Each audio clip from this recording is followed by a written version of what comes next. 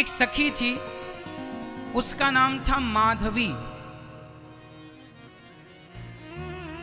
कथा कुछ इस प्रकार है, जरा सुनिएगा। ये मीरा का पूर्व चरित्र है। मीरा का नाम जानते हो ना, मीराबाई।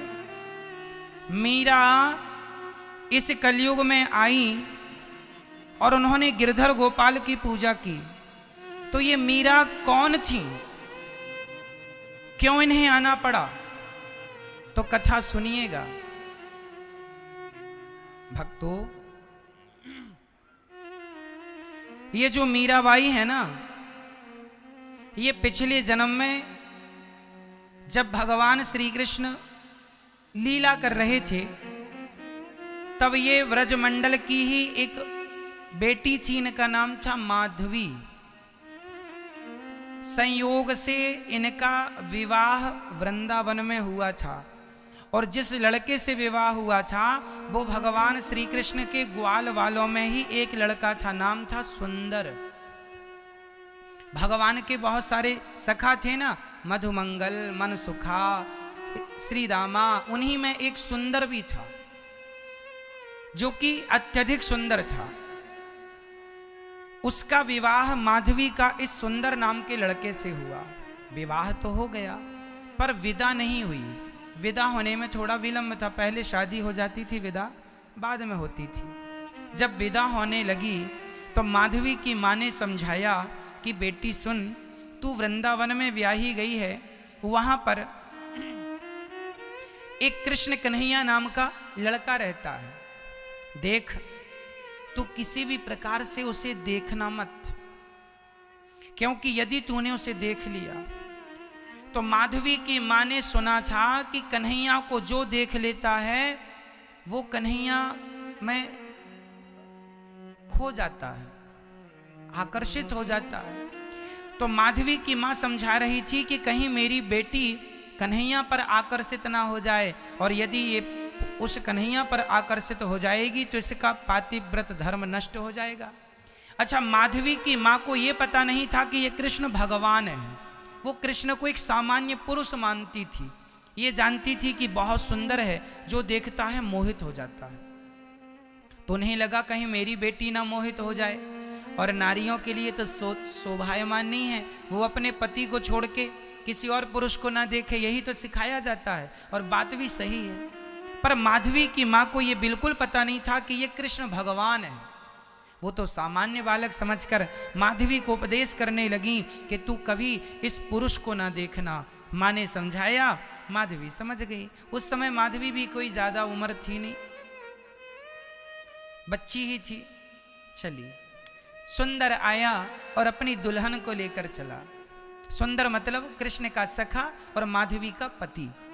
जब चली दुल्हन और जब वृंदावन के समीप आए तो सुंदर ने अपनी पत्नी माधवी से कहा, अरे सुनती हो, देखना हमारा कन्हैया यहीं कहीं गैया चरा रहा होगा, और सुन लेगा ना कि मैं आ गया हूं, अभी दौड़ के आएगा, कहेगा भाभी का मुंह तो दिखाओ।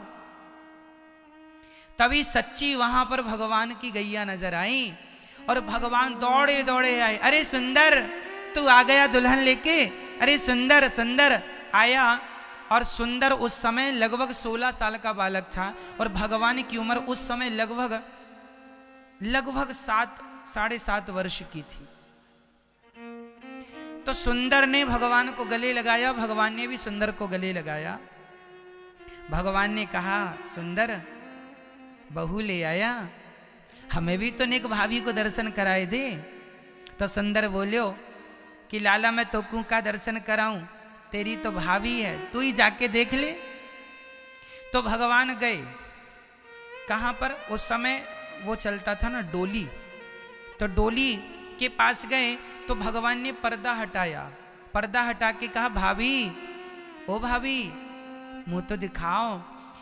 चूंकि माधवी की मां ने कहा था कि तू कृष्ण नाम के पुरुष को देखना मत, तो माधवी ने अपना मुंह ढक लिया पूरा, और अपने हाथ पांव को भी बिल्कुल कपड़ों से ऐसे ढका कि जरा सा भी शरीर ना दिखाई पड़ जाए, और मुंह ढक लिया। भगवान ने जाकर कहा, भाभी मुंह तो दिखा दो, भाभी ने एक मुंह तो दिखा। बड़ी सुंदर आवाज माधवी के कानों में चली गई, पर माधवी ने कोई उत्तर ना दिया, ना मुंह दिखाया। भगवान समझ गए कुछ गड़बड़ है। भगवान ने कहा, अच्छा भाभी तो सुनो, आज हम मुंह देखने आए हैं, नहीं दिखा रही हो, अब तुम सदा हमारा मुंह देखने को तरसोगी। ये कह के भगवान वहां से वापस आ गए। माधवी अपने ससुराल मतलब वृंदावन आ गई, और भगवान भी वृंदावन थे, वहीं से आना जाना। जब भी भगवान की आहट सुनती तो माधवी अपना मुंह ढक लेती कि नजर ना पड़ जाए। माँ ने कहा था कि तुम कन्हैया को मत देखना। जब भी सुंदर अपने कन्हैया की बातें करे तो माधवी इग्नोर कर देती, कोई बात ना सुनती। सुंदर को भी लगा मेरी पत्नी कैसी है, श्याम सुंदर की बातें तो ना करती है ना सुनती है, कोई बात नहीं। अच्छा, माधवी बड़ी सुंदर थी। तो एक दिन माधवी की सास माधवी को लेके नंद भवन गई और यशोदा माता के पास लेके गई। माँ आशीर्वाद दो, बहू आई है।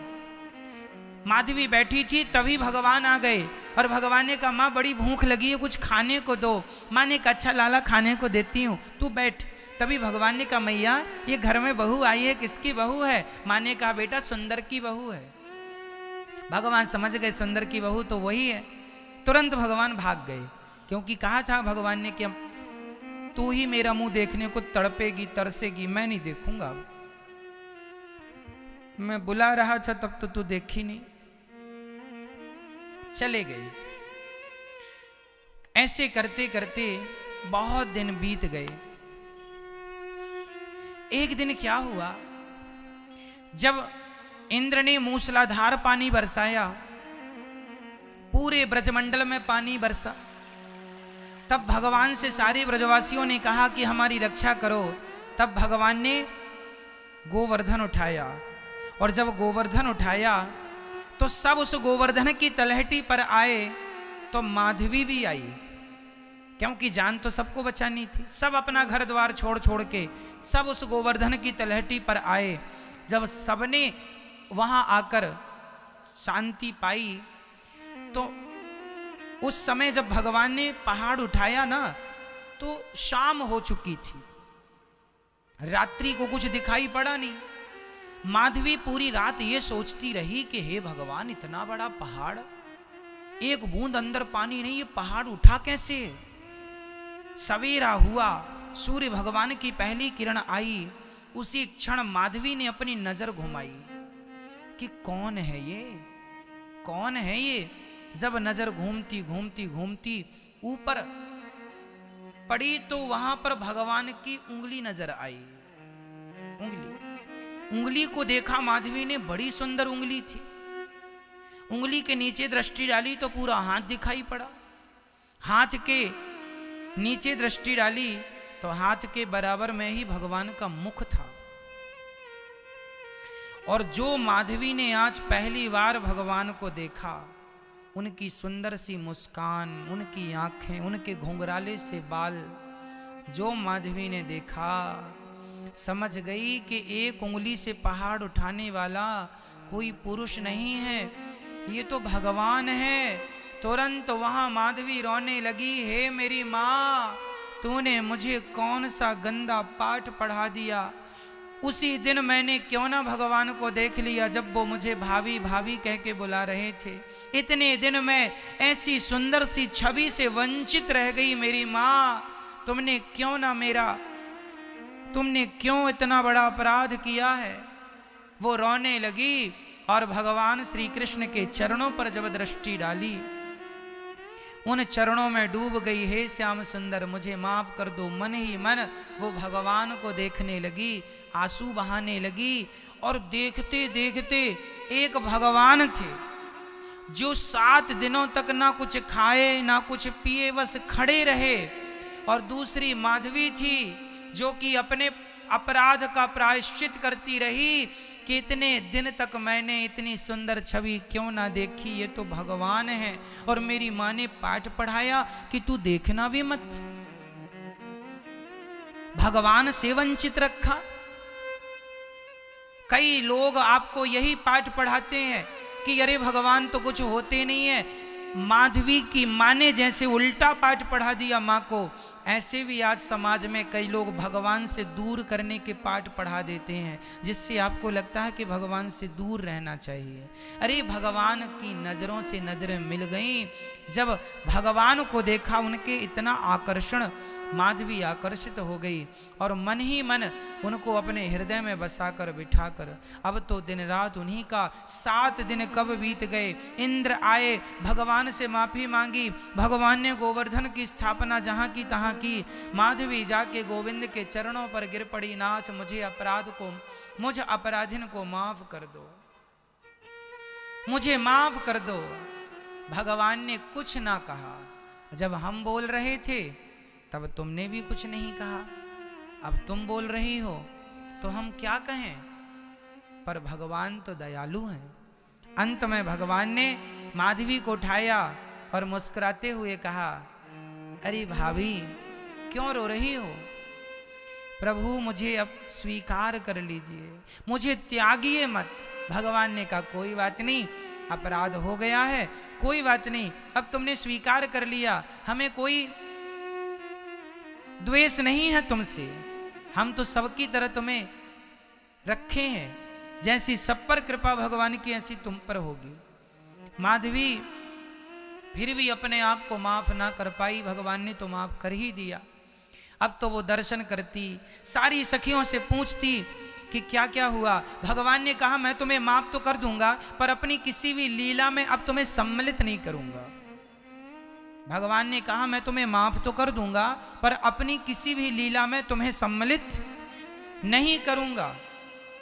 तो इसलिए माधवी को भगवान ने ना रास में सम्मिलित किया, ना अपनी किसी लीला में सम्मिलित किया, सबसे वंचित ही रखा। और वही जब भगवान व्रज छोड़ के चले गए तो ये माधवी तो धड़ाम से गिरती। तब ब्रज की गोपियां समझाती, अरे माधवी कृष्ण केवल तुझे छोड़कर थोड़ी गए हैं, हम सभी को तो छोड़कर गए हैं, तू इतना क्यों रोती है। माधवी ने कहा तुम लोगों ने तो पकड़ लिया था तो छोड़कर गए, हमने तो पकड़ा ही नहीं था और हमें छोड़कर चले गए, इसलिए हमारा दुख तुम्हारे दुख से कहीं ज्यादा है। तुमने पकड़ लिया था, तुमने बसा लिया था, और मैं तो सालों तक घूंघट ही करती फिरती रही।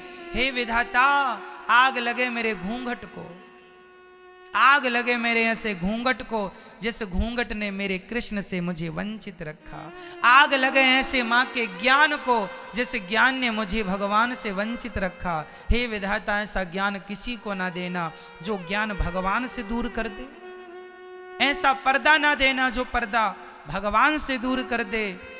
वह मीरा, वह माधवी तड़पती तड़पती अंत में अपने प्राणों का विसर्जन कर देती है, त्याग देती है।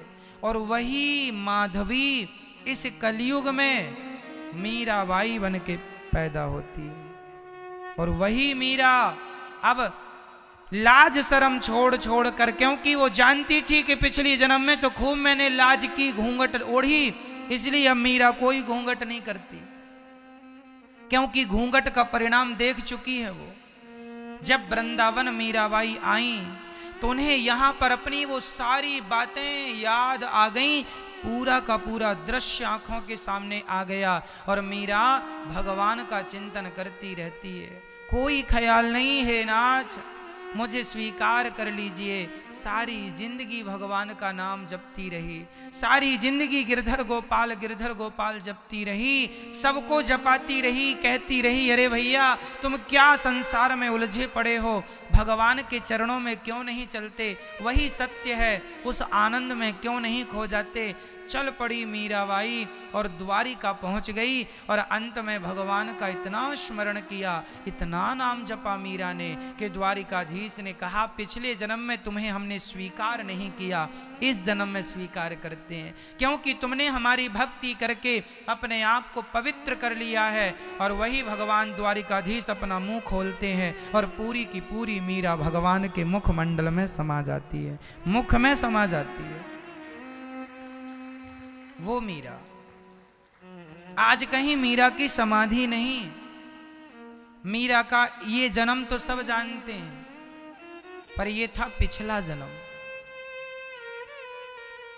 इसलिए मीरा पग घुंघरू बांध मीरा नाची रे, लोग कहें वो तो भई रे बवरिया, सास कहे कुल नासी रे, पग घुंघरू बांध मीरा नाची रे। नाचती है अपने गिरधर गोपाल के लिए। मीरा बनकर नाच लेना सबके बस की बात नहीं है। धन्य है मीरा, और धन्य है मीरा का ये दिव्य चरित्र। हम बड़भागी हैं भक्तों कि हमें ईश्वर ने ऐसी बुद्धि दी है कि हम कथा सुनने वाले बने हैं, सुनाने वाले बने हैं। ईश्वर से आप यही कहिए कि विधाता आपका धन्यवाद, कम से कम आपने हमें अपने नाम से, अपनी कथाओं से वंचित तो नहीं रखा। किसी भी प्रकार से हमारे कानों में भगवान का नाम पड़ रहा है, उनकी कथाएं कानों के द्वारा प्रवेश कर रही हैं, ये ईश्वर की बहुत अहेतुकी कृपा है, विशेष कृपा है। इसलिए भगवान की कथाएं जरूर सुनना चाहिए। जो लोग कहते हैं ना, अरे क्या वृंदावन जाना, क्या कथा सुनना, जो इतना कह देता है, भगवान इन लोगों से दूरी बना लेते हैं कि ये तो खुद नहीं जुड़ रहे हैं और कोई आ रहा है तो उसे भी रोक रहे हैं। खुद तो कथा सुनते नहीं और कोई सुन रहा है उसे भी नहीं सुनने दे रहे हैं। तो भगवान, वही बात हो गई कि मीरा के सामने भगवान थे और वो घूंघट बांधे खड़ी थी। इसलिए संसार जरूरी नहीं है, भगवान जरूरी है। संसार का हर सुख तो हर योनि में मिलता है, पर भगवान की भक्ति का मौका केवल मनुष्य के शरीर से ही आप भक्ति कर सकते हैं। ना हाथी, ना कुत्ता, ना बिल्ली, अन्य किसी प्राणी के शरीर से भगवान को तो नहीं पाया जा सकता। क्यों जी, पाया जा सकता है? तो भगवान जब घर घर माखन चुराते तो ये माधवी इंतजार किया करती थी। मीराबाई जो पिछले जन्म में माधवी थी, भगवान इसके घर जाना छोड़ दिए थे तो माधवी रोया करती, कन्हैया। सब माधवी भी माखन दही मंथन किया करती और मक्खन निकाल के रख दिया करती मटकी पर, और बाहर बैठी बैठी इंतजार करती जब सखियां कहती आज कन्हैया ने मेरे घर में आके माखन खा लिया। एक सखी बोली आज मैंने माखन खाते देखा है, आज मैंने मटकी से माखन चुराते देखा है। जब सारी सखियां बता बता कर हंसती, कन्हैया की रूप का आनंद लेती, उनकी आंखें इतनी सुंदर थीं, आज उनका स्वरूप इतना सुंदर था, आज उनके बालों को देखा तुमने कितने सुंदर थे, आज उनकी अधरों को देखा तुमने कितने, आज उनके छोटे छोटे हाथों को देखा। जब ये सारी बातें करती तो माधवी बस सिसक सिसक कर रोती, हे श्याम सुंदर हमें माफ कर दो और एक बार हमारे घर में माखन चुराने आ जाओ। जिस सच्ची बताएं, जिन जिन सखियों के घर भगवान माखन चुराने जाते थे, ये कोई सखियां सामान्य सखियां थोड़ी थीं। अरे करोड़ों जन्म तक बड़ी लंबी चौड़ी पूजा भक्ति प्रेम किया है, तब भगवान ने अपनी लीला में सम्मिलित किया है इन गोपियों को। और भगवान सबके घर जाके माखन चुरा करके भगवान गोपियों को आनंदित कर रहे हैं। ये केवल आनंदित करने की लीला है। भगवान कभी माखन थोड़ी चुराते हैं, भगवान तो